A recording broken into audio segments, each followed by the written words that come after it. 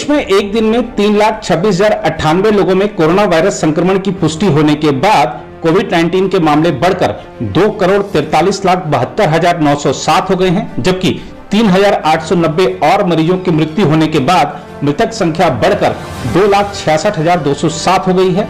केंद्रीय स्वास्थ्य मंत्रालय के शनिवार सुबह 8 बजे तक के आंकड़ों के मुताबिक कोविड-19 का इलाज करा रहे मरीजों की संख्या गिरकर 36,73,802 हो गई है, जो संक्रमण के कुल मामलों का 15.7% है, जबकि कोविड-19 से स्वस्थ होने की राष्ट्रीय दर सुधरकर 83.83% हो गई है। आंकड़ों के मुताबिक बीमारी से स्वस्थ होने वाले लोगों की संख्या 2,04,32,898 हो गई है, जबकि संक्रमण से मृत्यु दर 1.9% दर्ज की गई है।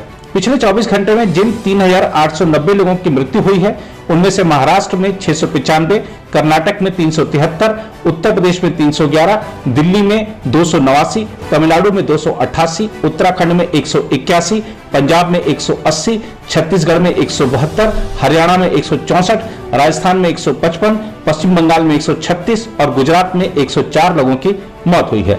उधर विश्व स्वास्थ्य संगठन के प्रमुख टेड्रोस अधनोम घेब्रेयेसस ने कहा है कि भारत की कोविड-19 स्थिति चिंतित कर रही है, जहां कई राज्यों में संक्रमण के चिंतित करने वाली संख्या के मामले आ रहे हैं। अस्पतालों में लोग भर्ती हो रहे हैं और मौतें हो रही हैं। उन्होंने चेतावनी देते हुए कहा कि महामारी का दूसरा साल दुनिया के लिए पहले साल के मुकाबले अधिक घातक होगा।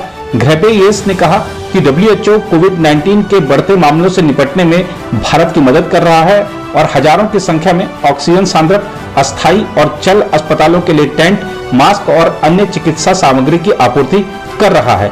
विश्व निकाय के महानिदेशक ने दैनिक मीडिया संवाद में कहा, भारत की स्थिति चिंताजनक बनी हुई है। कई राज्यों में चिंतित करने के स्तर तक मामले, अस्पताल में भर्ती होने वाले की संख्या और मौतों की संख्या बढ़ रही है। उन्होंने कहा, हम सभी साझेदारों को धन्यवाद देते हैं जो भारत की मदद कर रहे हैं। इस बीच दिल्ली के मुख्यमंत्री अरविंद केजरीवाल ने बताया है कि दिल्ली में बीते 24 घंटों में कोविड-19 के 6500 नए मामले सामने आए और संक्रमण दर घटकर 11% हो गई है। मुख्यमंत्री अरविंद केजरीवाल ने राजधानी में हर जिले में ऑक्सीजन सांद्रक बैंक बनाने का भी ऐलान किया। उन्होंने बताया कि प्रत्येक बैंक में 200 ऑक्सीजन सांद्रक होंगे। आइए डालते हैं एक नजर मुख्यमंत्री केजरीवाल के बड़े ऐलानों पर। सबको नमस्कार। आज कोरोना के केस और भी कम आए हैं। पिछले 24 घंटों में 6,500 केस आए हैं। कल 8,500 केस आए थे, आज 6,500 केस आए हैं। पिछले 24 घंटों में संक्रमण दर और भी कम हो गई है, 11%। कल ये 12% थी, आज 11% है। तो दिल्ली में धीरे धीरे कोरोना कम हो रहा है। भगवान से यही प्रार्थना है कि ये इसी तरह से कम होते होते पूरी तरह खत्म हो जाए, फिर से ना बढ़े। लेकिन हम अपने काम में किसी भी तरह की ढिलाई नहीं कर रहे। कल 500 ICU बेड और बन के तैयार हो गए और अभी 4 दिन पहले ही ऐसे ही 500 बेड तैयार किए थे। तो हमारे डॉक्टरों, इंजीनियर और कामगारों ने मिलके केवल 15 दिनों में, केवल और केवल 15 दिनों में 1,000 ICU बेड तैयार कर दिए। हर व्यक्ति आश्चर्य कर रहा है कि इन इंजीनियर्स और डॉक्टर्स ने इतने कम समय में 1,000 ICU बेड कैसे बना दिए। दुनिया भर के लिए ये एक मिसाल कायम की है हमारे डॉक्टर्स और इंजीनियर्स ने।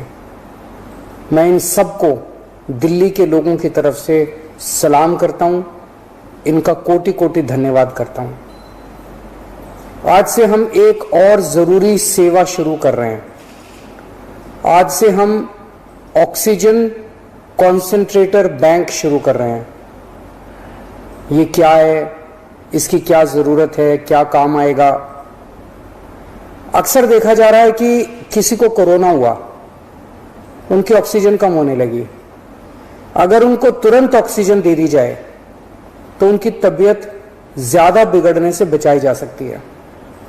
अगर उन्हें समय पे ऑक्सीजन नहीं मिलती तो उनकी तबीयत बिगड़ते बिगड़ते इतनी बिगड़ जाती है कि कई बार उनको फिर ICU ले जाना पड़ता है और कभी कभी तो उनकी मौत हो जाती है। इसलिए कोरोना के मरीज को समय पे ऑक्सीजन मिलना बहुत जरूरी है। ऐसे मरीजों के लिए हमने ये ऑक्सीजन कॉन्सेंट्रेटर बैंक बनाया है, ओसीबी बनाया है। हमने दिल्ली के हर जिले में 200 ऑक्सीजन कॉन्सेंट्रेटर का बैंक बनाया है। ऐसे मरीज जिनका इलाज घर पे हो रहा है, वो होम आइसोलेशन में है, अगर उन्हें ऑक्सीजन की जरूरत पड़ती है तो 2 घंटे में हमारी टीम उनके घर ऑक्सीजन कॉन्सेंट्रेटर पहुंचा देगी। कोई टेक्निकल आदमी भी साथ जाएगा जो उस घर के लोगों को समझा के आएगा कि ऑक्सीजन कॉन्सेंट्रेटर को कैसे इस्तेमाल करना है। इसके अलावा ऐसे कई लोग होते हैं जो अस्पताल से ठीक होके जब घर जाते हैं तो डॉक्टर कहते हैं कि कुछ दिन घर पे आपको ऑक्सीजन लेनी पड़ेगी। ऐसे लोगों को भी ऑक्सीजन कॉन्सेंट्रेटर बैंक से ऑक्सीजन कॉन्सेंट्रेटर दिलवाया जाएगा। उनके घर भी हमारी टीम जाके ऑक्सीजन कॉन्सेंट्रेटर देके आएगी। हमारे डॉक्टर्स ऐसे सभी लोगों के लगातार संपर्क में रहेंगे जिन्हें ऑक्सीजन कॉन्सेंट्रेटर दिया गया। अगर उन्हें अस्पताल भेजने की बीच में जरूरत पड़ी तो उन्हें अस्पताल भी भेजा जाएगा, और जब वो ठीक हो जाएंगे तो उनसे ऑक्सीजन कॉन्सेंट्रेटर वापस लेके सैनिटाइज किया जाएगा और फिर किसी दूसरे मरीज के लिए इस्तेमाल किया जाएगा। अगर किसी व्यक्ति को कोरोना है लेकिन वो किसी कारणवश हमारे होम आइसोलेशन का हिस्सा नहीं है, तो आप 1031 पे फोन करके हमारे होम आइसोलेशन का हिस्सा बन सकते हैं और ऑक्सीजन कॉन्सेंट्रेटर की मांग कर सकते हैं। पर हमारे डॉक्टर्स की टीम पहले यह सुनिश्चित करेगी कि क्या आपको वाकई ऑक्सीजन कॉन्सेंट्रेटर की जरूरत है या नहीं है। अगर डॉक्टर्स की टीम कहती है तो आपके घर ऑक्सीजन कॉन्सेंट्रेटर भिजवाया जाएगा। ओला फाउंडेशन और गिव इंडिया ऑक्सीजन कॉन्सेंट्रेटर को हर घर तक पहुंचाने में हमारा सहयोग कर रहे हैं। उनके सहयोग के लिए हम उनके बहुत बहुत आभारी हैं।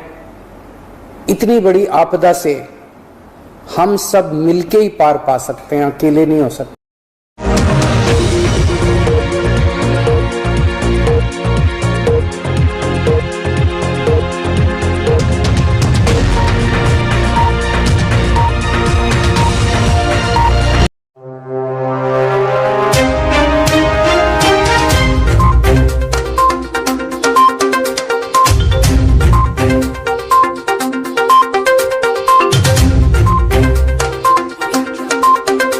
मध्य प्रदेश की निवाड़ी से बड़ी खबर, जहां कोरोना संक्रमण के फैलाव को रोकने के लिए लागू किए गए कोरोना कर्फ्यू के दौरान लगातार दूसरी बार कोरोना कर्फ्यू का उल्लंघन करने वाले रेडीमेड कपड़ों की दुकान पर प्रशासन ने बड़ी कार्रवाई करते हुए दुकान संचालक को गिरफ्तार किया। नगर के वार्ड नंबर 10 राजेंद्र प्रेस के पीछे वाली गली में स्थित राधिका रेडीमेड कपड़ों की दुकान के संचालक द्वारा दुकान की शटर लगाकर दुकान के अंदर लगभग 1 दर्जन से अधिक ग्राहकों को कपड़े बेचे जा रहे थे, जिसकी सूचना प्रशासनिक अधिकारियों को मिलने पर डिप्टी कलेक्टर सुश्री मेघा तिवारी, मुख्य नगर पालिका अधिकारी RS अवस्थी, थाना कोतवाली प्रभारी नरेंद्र सिंह परिहार, खंड चिकित्सा अधिकारी डॉक्टर RC मलेरिया मौके पर पहुंचे, जहां प्रशासनिक अधिकारियों ने काफी मशक्कत के बाद दुकान की शटर खुलवाई।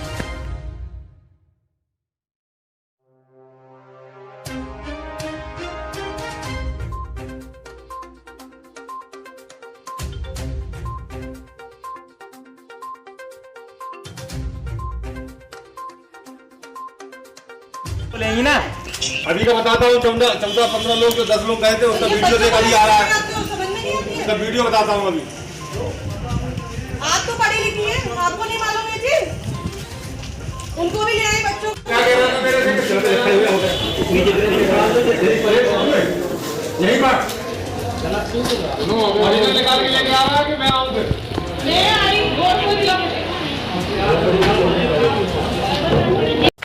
रिजल्ट आ गया? नहीं। फर्स्ट आया तो केसर पिस्ता खाएंगे। अगर नहीं आया तो? चलो सेकंड आया तो ब्लैक करंट खाएंगे, और पास हुआ तो चॉकलेट खाएंगे। तो पास तो होगा ना? डैड, चलो हैप्पीनेस मनाएं विद क्वालिटी वॉल्स।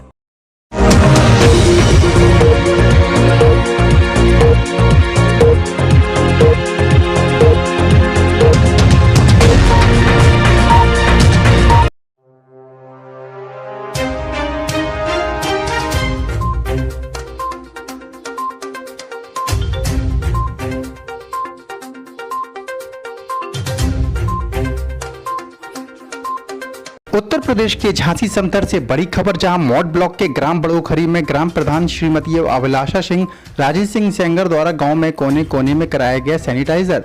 ग्राम बड़ोखरी व सजोखरी में ग्राम प्रधान अभिलाषा सिंह व राजेश सिंह सेंगर ने बताया कि कोरोना जैसी बीमारी से निपटने के लिए बड़ोखरी व सजोखरी में हर कोने कोने में सैनिटाइजर कराया गया और हर ग्राम वासियों को बताया कि वह अपने घर पर सुरक्षित रहें, मास्क जरूर लगाएं, सामाजिक दूरी व साबुन से हाथ धोएं।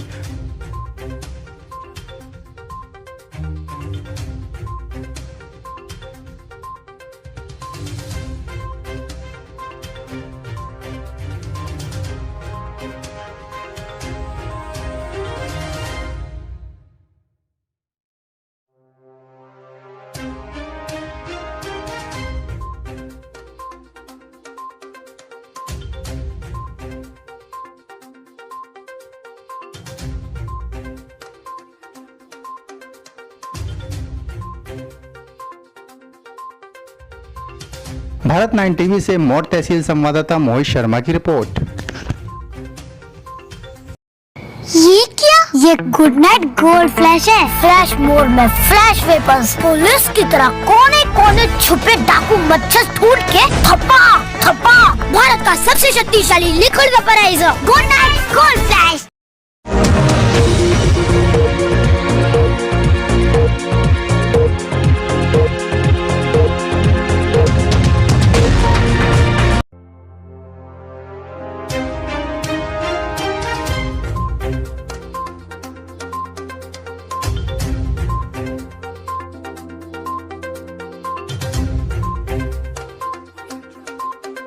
उत्तर प्रदेश के कालपी जालौन से बड़ी खबर, जहां जिलाधिकारी जालौन प्रियंका निरंजन ने कालपी सामुदायिक स्वास्थ्य केंद्र का निरीक्षण किया एवं अस्पताल की आवश्यक सेवाओं का जायजा लिया। ज़्यादा से ज़्यादा वैक्सीन लगाए जाने हेतु डॉक्टरों को निर्देशित किया। कोरोना महामारी के चलते जिलाधिकारी प्रियंका निरंजन ने आज सामुदायिक स्वास्थ्य केंद्र कालपी पहुंचकर वहां के हालातों का जायजा लिया तथा कम वैक्सीनेशन होने पर नाराजगी जताई। उन्होंने डॉक्टरों को निर्देशित किया कि 45 वर्ष से अधिक उम्र वाले ज़्यादा से ज़्यादा लोगों को वैक्सीन टीकाकरण कराया जाए। कम से कम 100 लोगों का प्रतिदिन टीकाकरण हो। कालपी में डॉक्टरों की कमी को लेकर स्थानीय लोगों ने जिलाधिकारी को अवगत कराया। इस अवसर पर उप जिलाधिकारी कौशल कुमार, सामुदायिक स्वास्थ्य केंद्र के प्रभारी डॉक्टर उदय कुमार, कोतवाल आर.के. सिंह सहित नगर के कुछ गणमान्य नागरिक भी उपस्थित रहे।